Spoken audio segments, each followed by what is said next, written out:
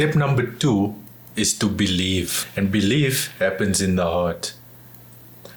To believe that what you've come to discover about yourself, what you've come to understand about the essence of you, that is indeed true. To believe is to take the truth of you to be truth indeed.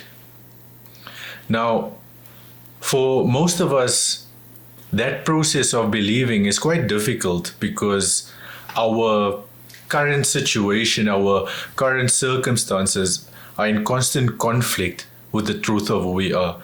The choices that we've made through our lives have taken us to a point where the way our life looks like in the moment, at this point in time, doesn't reflect that essence of us that we've come to discover. It doesn't reflect that truth that we've come to understand about ourselves. That means developing this belief takes work. And there are two aspects to the work that we need to do. The one is to cultivate belief, and the second is to protect it. We can think of our hearts as a garden, and we are the gardener thereof. We can either be that intentional gardener who actively goes about plucking out weeds and pruning the plants and making sure that everything grows and grows the way that we want it to, that our garden ends up looking like the beautiful space that we wish for it to look like. Or we can be like the negligent gardener who just allows anything to happen as it pleases.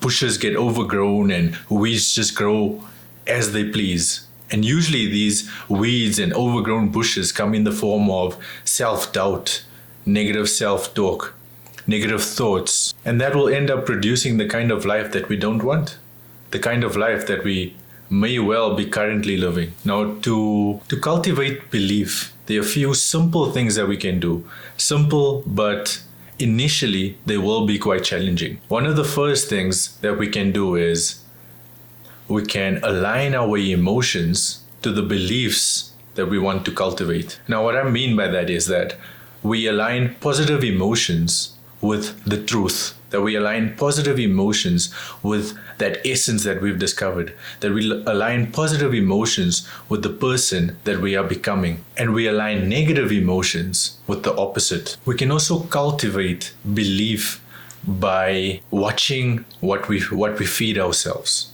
watching what we feed our hearts, watching what we feed our minds. Faith comes by hearing, and hearing the truth. So in our speech, we need to be very mindful about the way that we speak, very mindful to only speak true things, to only make I am statements towards the truth, towards the essence of who we are, towards the person that we are becoming. And that takes diligence. And not only should we deliberately ensure that we only speak according to that truth, but we also need to actively ensure that the content that feeds us, the voices that feed us, the people that feed us are building our faith and not breaking it down. These are two of the most potent ways to develop faith, to develop belief, to cultivate it into a garden of belief that can flourish. But we also need to protect that garden. We do that once again by curating the content that feeds us. Evil communications corrupt good manners. The communications that we allow to feed us will affect our belief system. So we need to create the diet of content that feeds us in order to build that belief and protect that belief, and to build and protect our hearts. The second way to protect our belief is that we need to capture every thought and every image that comes up within us and pull it down. Any thought, any image that is not in alignment with the truth.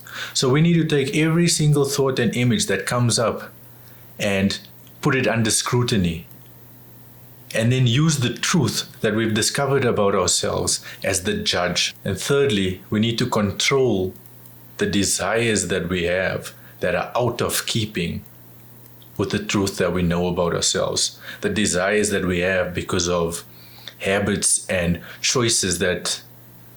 habits that we've developed and choices that we've made over the years. These are simple but challenging practices, but they get better with practice.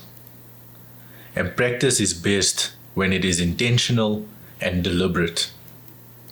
So that is step number 2, to believe.